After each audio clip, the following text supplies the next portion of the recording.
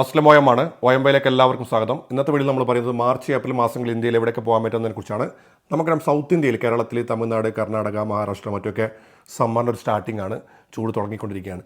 പക്ഷേ നിങ്ങൾ ലക്ഷദ്വീപ് അതുപോലെ തന്നെ ഗോവ സ്ഥലങ്ങളിലേക്ക് നമ്മൾ പോവുകയാണെങ്കിൽ അവിടെ കടൽ പ്രക്ഷുബ്ധമായിരിക്കില്ല. ജൂൺ ജൂലൈ ആഗസ്റ്റ് സമയങ്ങളിലൊക്കെ കടൽ ഭയങ്കര പ്രക്ഷുബ്ധമായിരിക്കും. ഈ സമയം കൃത്യമായിട്ട് നമുക്ക് ബീച്ചും അതുപോലെ തന്നെ ക്രിസ്റ്റൽ ക്ലിയർ ആയിട്ടുള്ള വാട്ടറൊക്കെ എക്സ്പ്ലോർ ചെയ്തിട്ട് ലക്ഷദ്വീപിലേക്ക് യാത്ര പ്ലാൻ ചെയ്യാൻ പറ്റും.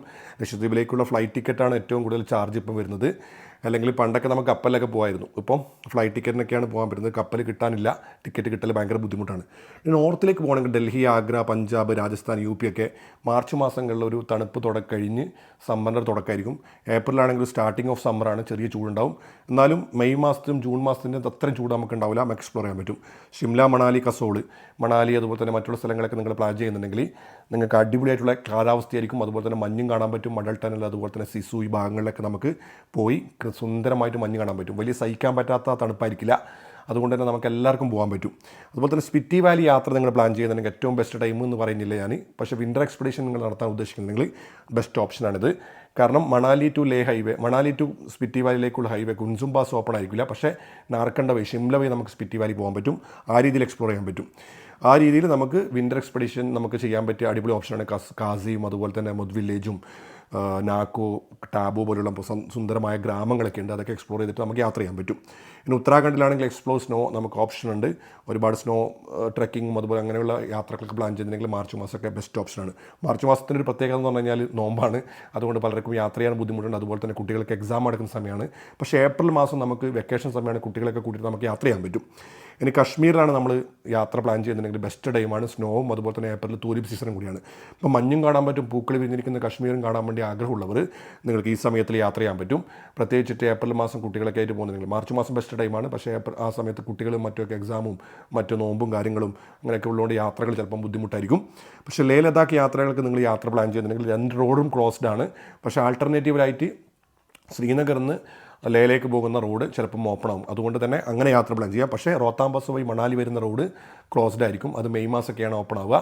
അപ്പോൾ റൗണ്ട് ട്രിപ്പ് നിങ്ങൾ പ്ലാൻ ചെയ്യുന്നുണ്ടെങ്കിൽ ഈ സമയം ബെസ്റ്റ് അല്ല. പക്ഷേ വിൻ്റർ എക്സ്പെഡിഷൻ നിങ്ങൾ യാത്ര അങ്ങോട്ടേക്ക് പ്ലാൻ ചെയ്യുന്നുണ്ടെങ്കിൽ ഈ ടൈം ബെസ്റ്റാണ്. നോർത്ത് ഈസ്റ്റ് നോക്കുകയാണെങ്കിൽ ബെസ്റ്റ് ടൈമാണ് വിസിറ്റ് ചെയ്യാൻ പറ്റിയ. ബെസ്റ്റ് ടൈം എന്ന് പറയുന്നത് റോഡുകളൊക്കെ ഓപ്പൺ ആകുന്നു. അതുപോലെ തന്നെ ക്രിസ്റ്റൽ ക്ലിയർ ആയിട്ടുള്ള മേഘാലയയിലെ പോലെയുള്ള വാട്ടർഫാൾ, ദൗക്കി, വീസ്ഡോങ് വാട്ടർഫാൾ അങ്ങനെയുള്ള സാധനമൊക്കെ നമുക്ക് എക്സ്പ്ലോർ ചെയ്യാൻ പറ്റും.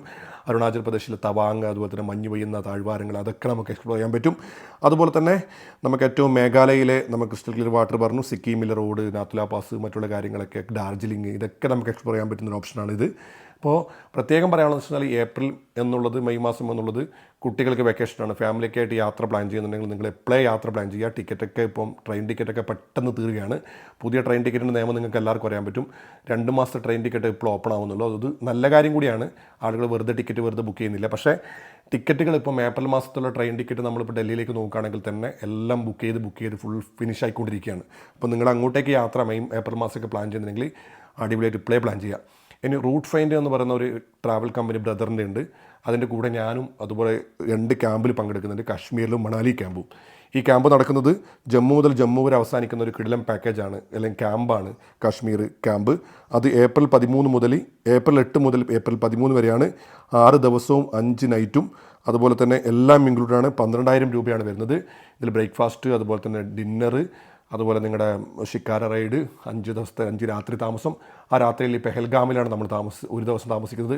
പെഹൽഗാമിൽ നടന്നിട്ടാണ് ഓരോ സ്ഥലങ്ങളിലേക്ക് നമ്മൾ പോകുന്നത്. ബെത്താബ് വാലിയും അതുപോലെ മറ്റുള്ള ഗ്രാമങ്ങളും ഒക്കെ മൻസൂർ ഭായിൻ്റെ ഒക്കെ കൂടെ പോകുന്ന സുന്ദരമായ യാത്രാനുഭവങ്ങൾ.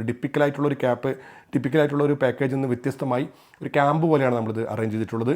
നമ്മുടെ കൂടെ കൂടാൻ പറ്റും. ഇതിൻ്റെ ഏറ്റവും വലിയ പ്രത്യേകത മറ്റൊന്ന് വെച്ച് കഴിഞ്ഞാൽ എന്നെ സംബന്ധിച്ചിടത്തോളം ഉപ്പ, ഉമ്മ, പെങ്ങൾ അതുപോലെ തന്നെ വൈഫ്, ബ്രദേഴ്സ് ഒക്കെ പങ്കെടുക്കുന്ന ഒരു അടിപൊളി ക്യാമ്പാണ്.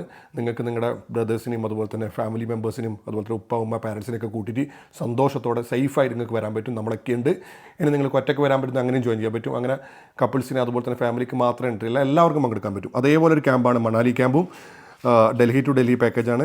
Package in the sense camp പോലെ 5 ഡേയ്സും 4 നൈറ്റ്സും ഏപ്രിൽ 13 മുതൽ 17 വരെയാണ്. ഇതിലെല്ലാം ഇൻക്ലൂഡാണ്. 7,000 രൂപയാണ് ഇതിന് ക്യാമ്പ് വരുന്നത്. താഴെ കാണുന്ന നമ്പറിൽ നിങ്ങൾ പെട്ടെന്ന് ബന്ധപ്പെടുക.